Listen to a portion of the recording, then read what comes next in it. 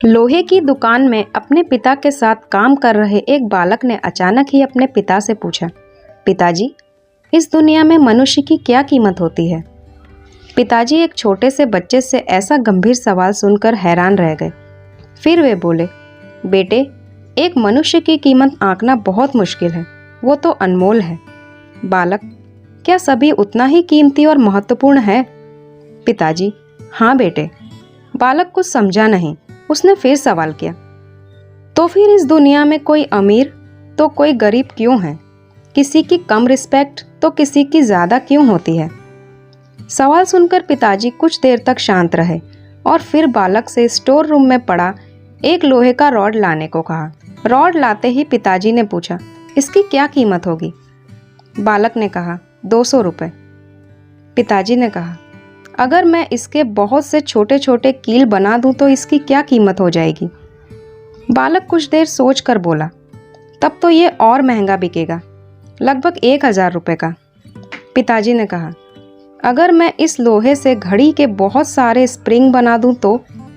बालक कुछ देर गणना करता रहा और फिर एकदम से उत्साहित होकर बोला, तब तो इसकी कीमत बहुत ज़्यादा हो जाएगी। फिर पिताजी उसे समझाते हुए बोले, ठीक इसी तरह मनुष्य की कीमत इसमें नहीं है कि अभी वो क्या है, बल्कि इसमें है कि वो अपने आप को क्या बना सकता है। बालक अपने पिता की बात समझ चुका था।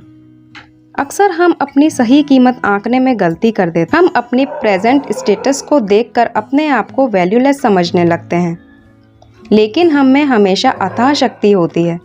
हमारा जीवन हमेशा संभावनाओं से भरा होता है। हमारे जीवन में कई बार स्थितियां अच्छी नहीं होती हैं, पर इससे हमारी वैल्यू कम नहीं होती है। मनुष्य के रूप में हमारा जन्म इस दुनिया में हुआ है, इसका मतलब है हम बहुत स्पेशल और इम्पोर्टेंट हैं।